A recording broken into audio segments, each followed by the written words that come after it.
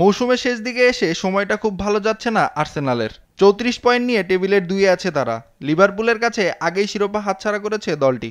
সবশেষ 5 ম্যাচে 3 ড্রয়ের বিপরীতে মাত্র 2 জয় গানারদের।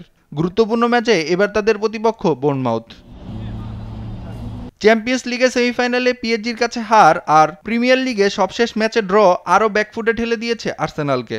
বুকো সাকা, লিয়েন্দ্রো টোসাররা ভুগছেন গোল খরায়। বোর্নমাউথকে হারিয়ে জয়ের ধারায় ফিরতে হলে সবাইকে নিতে হবে বাড়তি দায়িত্ব।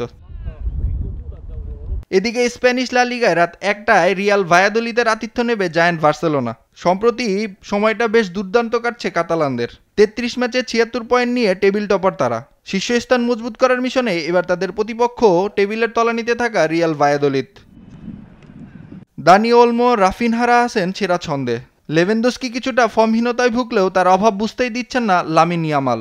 এই ম্যাচেও ব্যবহার করে দিতে পারেন এই স্প্যানিশ। পাশাপাশি দুর্দান্ত মিডফিল্ড আর শক্তিশালী রক্ষণভাগ ভরসা যোগাবে কোচ হেন্সি ফ্লিককে। তাই রেলিগেশনে থাকা ভায়াদোলিদকে হারাতে খুব একটা বেগ পেতে হবে না বার্সেলোনার জন্য। নাইম আফসান, স্পোর্টস ডেস্ক, দেশ টিভি।